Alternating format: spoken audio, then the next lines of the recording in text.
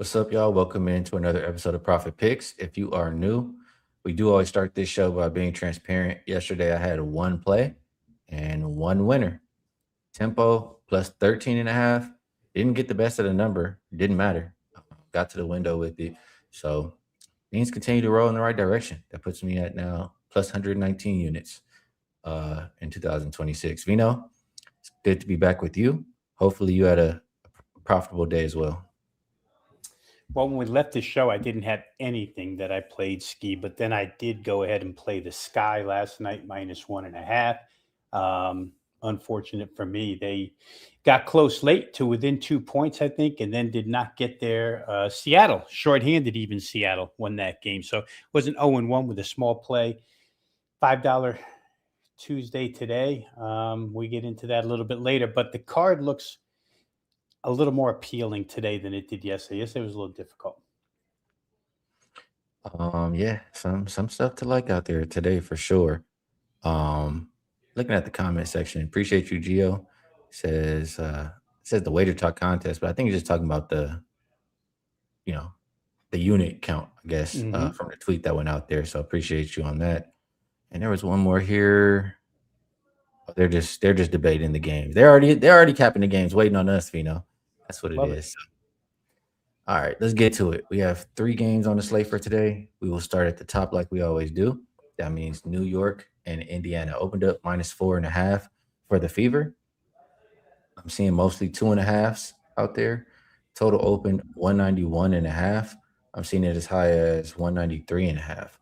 For an injury report, you do have Caitlin Clark probable. The Liberty remain without Fevich and Satu. Um, these teams are both rested, both well rested, if I'm not mistaken.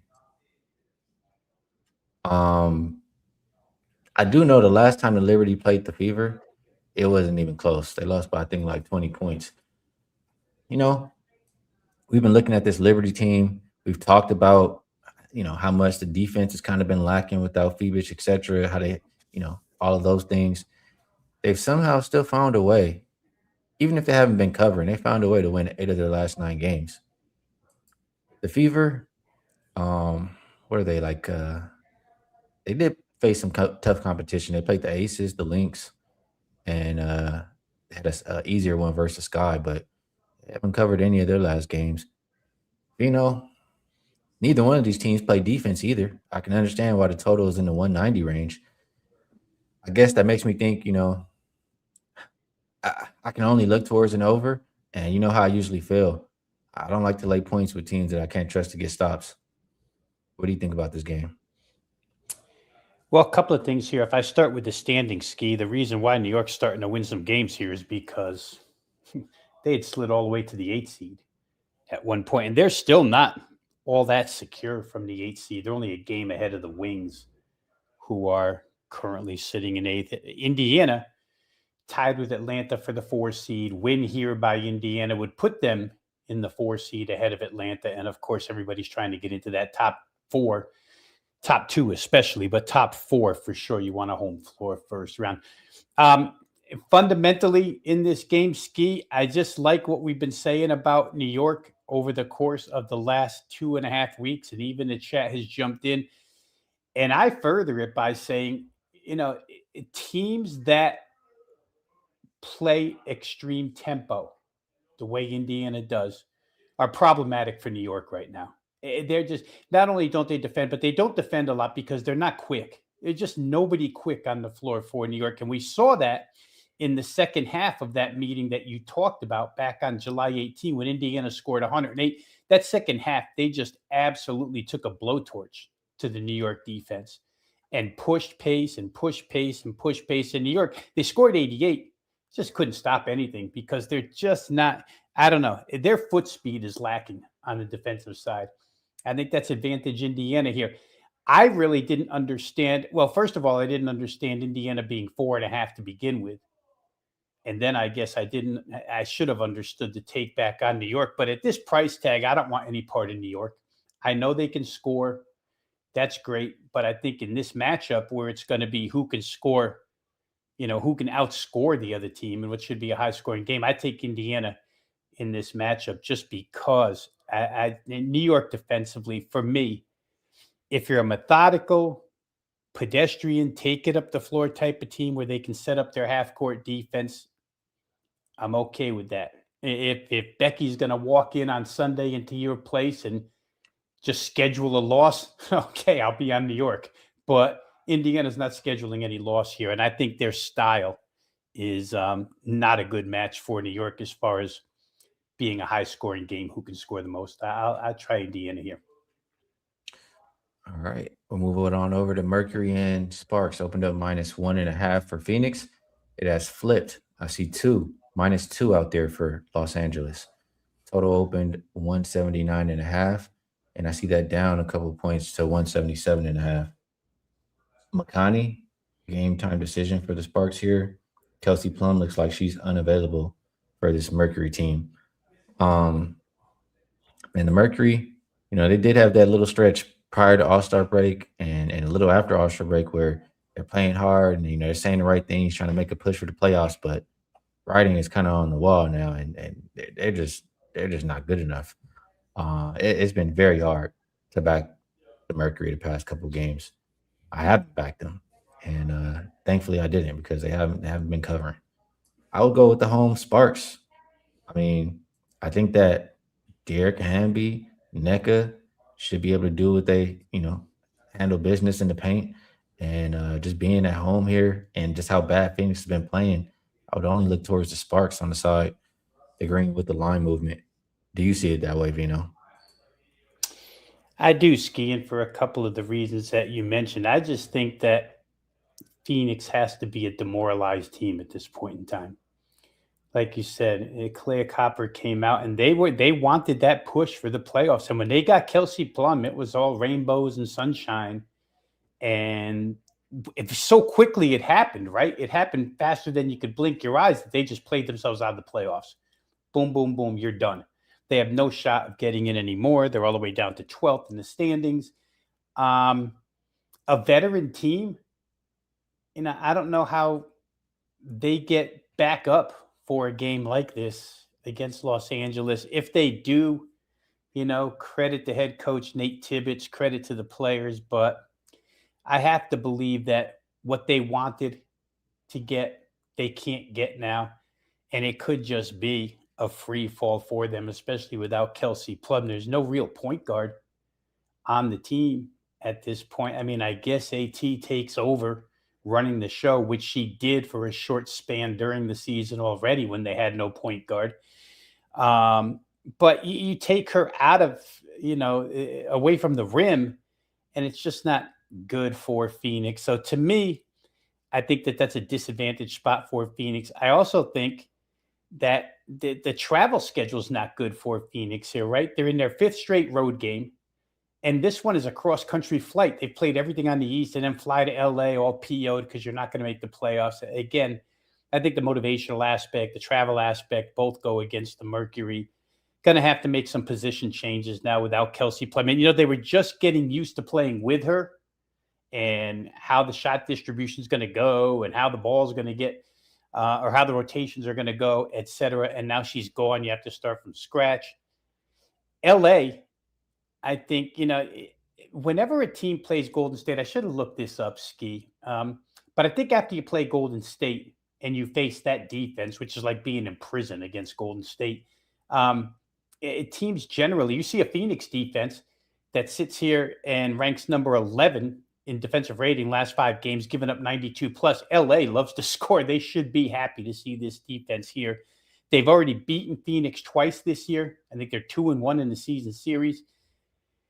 And LA's, I think you said it. If you didn't, I'll say it. They're playing hard. They're 4-1 against the spread last 5. So for me, opener was to me, a really nice play, taking 1.5 for Los Angeles. Here, you can still only lay 1.5. The number kind of jumps all over the place, but I think the Sparks are the right side. All right. The chat doesn't like what has been said, and I'm going to defend it. I'm going to defend it. I'm going to put a couple comments on here, and I'm going to explain. Brandon says Sparks have no chance to make the playoffs. Both teams have no chance to make the playoffs. Sparks in exact situation. Sammy says How are the Sparks not demoralized? I would ask, who did the Sparks play in the playoffs last year? Oh, they didn't even make it, right? Nobody's expecting this team to do anything. Nobody's expecting this team to do great. The Mercury just were in the WNBA finals. I get they didn't play well, but they're not expected to come be as terrible as they've been this year. And even when they saying the things that they're going to try and this and that, it's still not happening. It's a humongous disappointment for the Mercury this season. It's nowhere near the same amount of a failure for the Sparks. So that would be my reasoning. Anything else you would like to add, Vino? Well, I would just say the demoralized part is simple. LA's 4-1 against the spread their last five, and they haven't been a playoff contender. They traded away Kelsey Plum. They basically told the team, we're not going anywhere. You know what they did? They went 4-1 against the spread as soon as they traded her. So obviously, one team is still playing. I anticipate the other side, which wanted to be in the playoffs and now realizes they're not going to be there and is full of veteran leadership. Copper, Bonner, Thomas, the main three on that team, all veterans. Nothing to look forward to now. Hey, Charles Barkley usually calls it going fishing, right? Their minds are going to be elsewhere. And then you take a cross-country flight to add to it. I just think the situation is really bad for Phoenix. And I know LA's got their defensive flaws. We're not trying to say LA some type of, put them on a pedestal type team. But what we're saying is one side is still showing us that they're covering numbers even after they traded their star, and the other side wanted something that now is not going to happen. So I think I would defend it that way. The demoralized part, I think, totally lies in Phoenix's lap and not in LA's. Yeah, they just went all in and said, let's get Plum and try to really make this push and Right. fell flat. Um, yeah, I mean the market, flip of favorites. I don't know what else we need to say. Next game. Mystics and Aces. Opened up -7.5, down to 6.5 for the Aces. Total opened up 167.5. Looks like, I mean, I see it as high as 171. Nobody on the injury report for the Mystics. And Kirsten Bell, Dana Evans, and Cheyenne Parker Tyus look like they're going to miss for this Aces team. Aces are coming off of a crazy blowout loss, but they did sit the big three. They will be back in action tonight. Very, very fresh. But they face a Mystics team who, I mean, they've been on fire. The hottest, or one of the hottest teams in the WNBA for sure. Um, it's not going to be easy to go in there and win this game by margin. The Mystics have some length. I don't know. Whenever I see Asia go over some of the big centers, or at least maybe it's just lately, I feel like it's not the same Asia. I worry about the Aces. Usually they do respond off of a loss. You know, I know standings wise, you can even see Washington creeping towards the Aces here. It's just tough to lay that 7.5. I mean, Washington's probably going to be a popular dog, but they've been good as an underdog all season. Um, yeah, it's tough to go against Washington here. What do you think, Vino? Yeah, and there's been Washington money, right? I saw as low as 5.5 on this game. Um, a lot of Washington money. I think a couple of things here, Ski. The scheduled loss by Becky Hammond, who came out and admitted, you know, we're taking this loss for the long term, the bigger picture. She actually said, um, I really don't care about seed.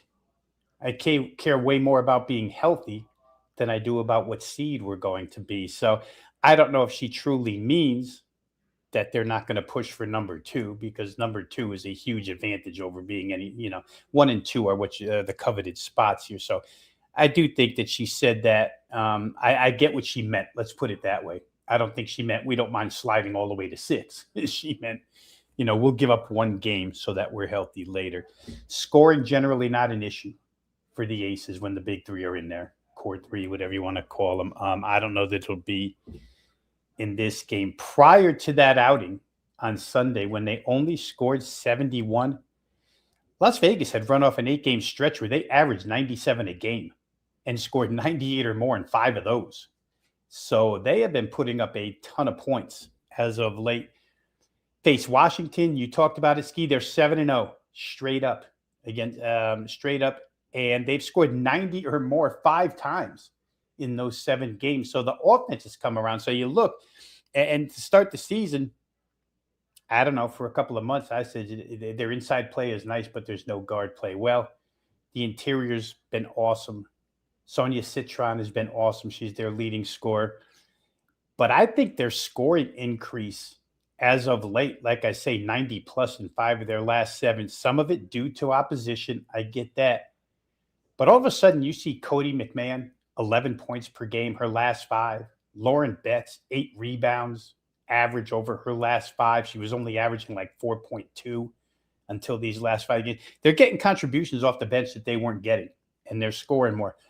For Washington, I see a couple of defensive weaknesses here. If you just dig into the statistics that Las Vegas can take advantage of, Washington's not a good team defending mid-range, and Las Vegas thrives there. Washington number 12 over the last 10 games, mid-range percentage given up. Vegas number 5 offensively.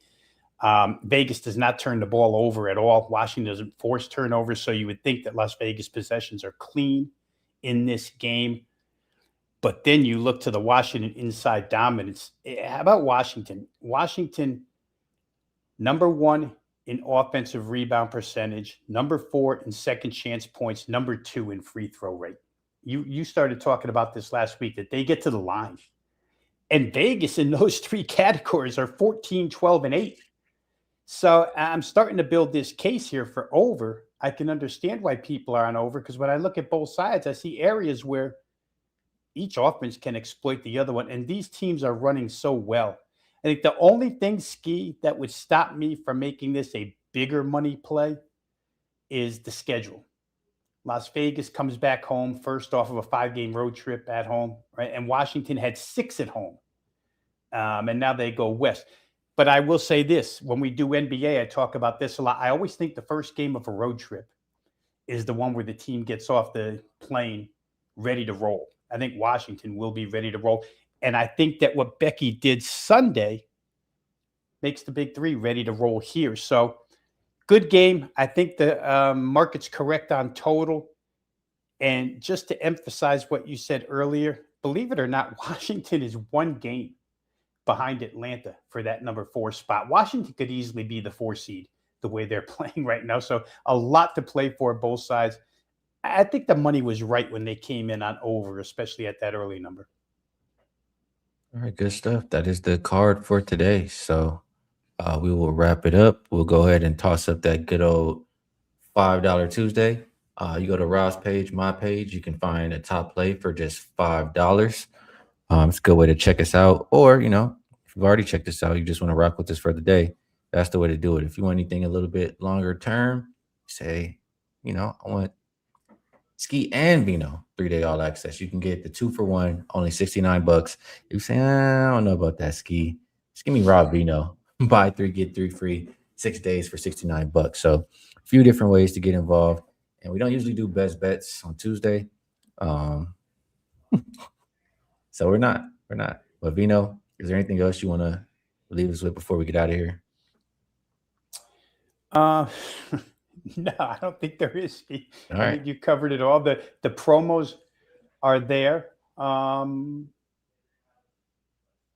Other than that, I don't think there's anything to add here. I will let it go as is. You know what? I'm very, very close to a 5% play. I really am. For tomorrow, though, not for today.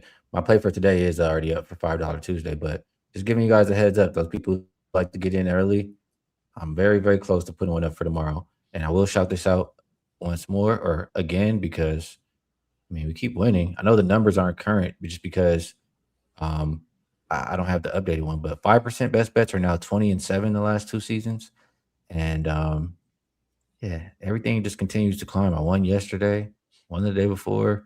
So if you want to get NBA early bird, if you want to rock with me there, you can get the rest of the WNBA season for free.